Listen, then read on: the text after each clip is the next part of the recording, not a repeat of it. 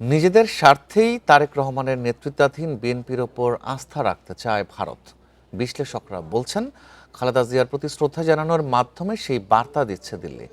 তাদের অভিমত, শুধু ভারত নয়, দক্ষিণ এশিয়ার অন্য দেশগুলোর মনোভাবও একই।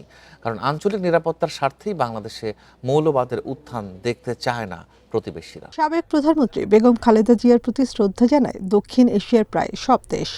উচ্চ পর্যায়ের প্রতিনিধিরা ঢাকায় বিএনপি চেয়ারপারসনের পরিবারকে জানান সমবেদনা ও সমর্থন। তারেক রহমানকে লেখা ভারতের প্রধানমন্ত্রী নরেন্দ্র মোদীর চিঠি নিয়ে আসেন দেশটির পররাষ্ট্রমন্ত্রী। এছাড়া দিল্লিতে শ্রদ্ধা নিবেদন করেন ভারতের প্রতিরক্ষা মন্ত্রী। এসবের মধ্যে কূটনৈতিক বার্তা রয়েছে বলে মনে করেন বিশ্লেষকেরা। তাদের মতে, নির্বাচনের আগে নিজেদের অবস্থান সুস্পষ্ট করছে দিল্লি। বিএনপি সামনে ক্ষমতায় আসবে, খালি যে এটা ভারত মনে করছে তা নয়, আমার মনে হয় যে অন্যরাও করছে, কিন্তু ভারত এখানে একটা বিশেষ বার্তা দিয়েছে, যেটা বোঝা যায় যে আগামীর যে নেতৃত্ব আসবার তারা আশা করছে যে নেতৃত্ব আসবে যারা, তাদের প্রতি বিশেষ করে তাদের বার্তা দিয়ে গেছে যে তাদের সাথে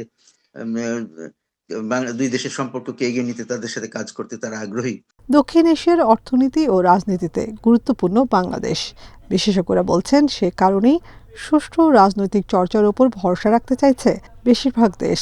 বিএনপির প্রতি ভারত আস্থা রাখতে চাওয়ার একমাত্র বড় কারণ হচ্ছে ভারত যেটি মনে করছে যে এখানে মৌলবাদ, উগ্রবাদ বা চরমবাদের বা চরমপন্থার যে উদ্ভব, সেরকম একটি আশঙ্কা করা হচ্ছে। এই ধরনের যদি আশঙ্কা করা হয়, সেটি বাংলাদেশের জন্য যতটুকু না ক্ষতির একটি কারণ হয়ে দাঁড়াবে, সেটি ভারতের জাতীয় নিরাপত্তার জন্য আরো অনেক বেশি ক্ষতির কারণ হয়ে দাঁড়াবে।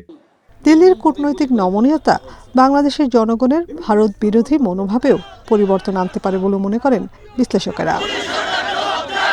Nafiza Daula, independent news, Dhaka.